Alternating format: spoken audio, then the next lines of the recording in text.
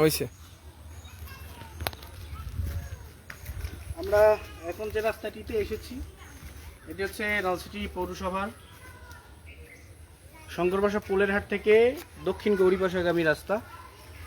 এই রাস্তাটির 600 metre RCC হওয়ার কথা ছিল, 2021 সালের পরে টেন্ডার হয়েছিল, কিন্তু 600 মিটার রাস্তা হওয়ার কথা থাকলেও হয়তো 100 মিটার কিছু বেশি হয়েছে বা 200 মিটারের কাছাকাছি। কিন্তু বাকি রাস্তার অবস্থা আমরা আপনাদেরকে দেখাচ্ছি যে এটাকে আসলে রাস্তা বলার মতো কোনো অবস্থা নেই। আমরা এই রাস্তাগুলোর জন্য আসলে অসংখ্যবার বলেছি, আন্দোলন করেছি, মানববন্ধন করেছি, কিন্তু সমস্যা হচ্ছে এই এই প্রকল্পের প্রায় 12টা প্রকল্প, গুরুত্বপূর্ণ নগর অবকাঠামো উন্নয়ন প্রকল্প 2, এই প্রকল্পটির আসলে কোনো মানে মা বাপ তো নাই, এতিম তো এতিমই, এটা কোনো সমাধানের কোনো পথ নাই। এর কারণ হচ্ছে অভিযোগ আছে যে এই প্রকল্পের আসলে মোট কত টাকা ছিল, সেই টাকা থেকে কত টাকার কাজ হয়েছে, আর বাকি কত টাকা আছে সেই টাকা দিয়ে রাস্তার কাজ করা যাবে কিনা এর আসলে কোনো সদুত্তর নেই। আপনারা যদি দেখেন যে একজন নারী, তাকে কি পরিমাণ কষ্ট করে আসতে হচ্ছে, এদিকে দেখাও।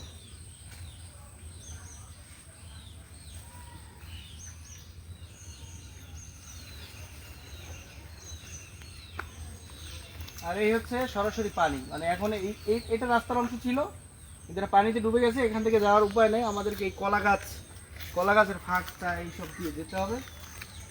এখন কথা হচ্ছে এই ফাইলটায়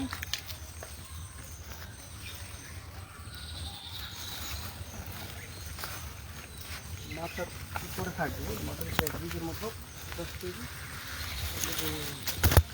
মনে হচ্ছে আমরা আপাতত রাস্তায় নেই, আমাজন জঙ্গল দিয়ে আর যাচ্ছি কোথাও আর কি। এখানে একটা সুস্থ মানুষ যাইতে পারে না, অসুস্থ হলে তো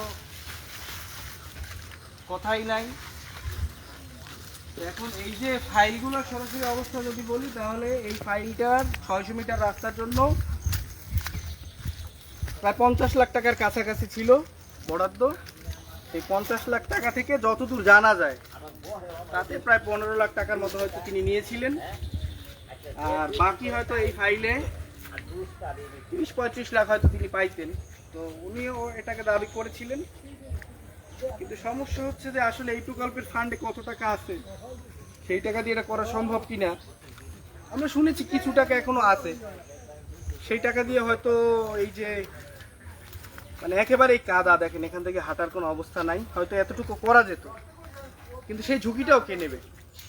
আমরা পৌর প্রশাসক মহোদয়কে গতকালকেও এই বিষয়ে অনুরোধ করেছিলাম, তো তিনি আসলে অকপটেই স্বীকার করেছেন যে তাকেও তো আসলে বদলি করে দেওয়া হয়েছে। উনি এসিল্যান্ড ছিলেন, এসিল্যান্ড থাকাকালীন অতিরিক্ত দায়িত্ব ছিল ওনার হচ্ছে ইউএনও, এবং ভারপ্রাপ্ত ইউএনওর সাথে উনি পৌরসভার প্রশাসকও ছিলেন। কিন্তু এত পরিমাণ জটিলতা এবং এই প্রকল্পগুলো, এই রাস্তার ফাইলগুলো নিয়ে এত পরিমাণই মানে চুরি হয়েছে এবং স্ক্যাম, যেটার ঝুঁকি কেউই নিতে চায়নি এবং কেউ আদায়ও করতে পারেনি।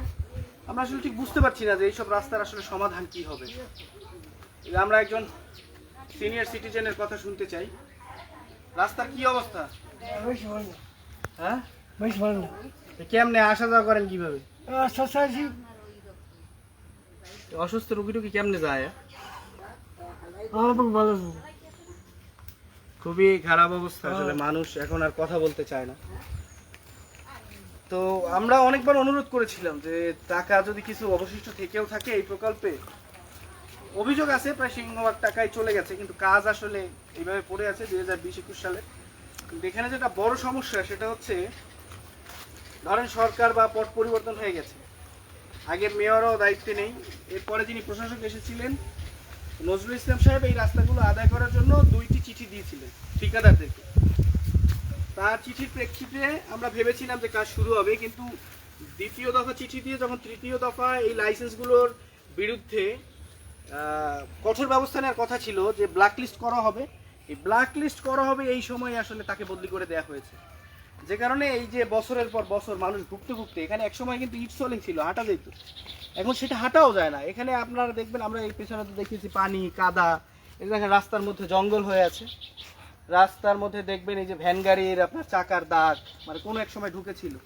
এটা একেবারে মানে জঙ্গলের মধ্যে রাস্তা না, আশপাশে আবাসস্থল আছে, মানুষের বাড়ি ঘর আছে, এখানে প্রচুর মানুষের বসবাস, কিন্তু এই মানুষগুলোর আসলে অপরাধটা কি? আমাদের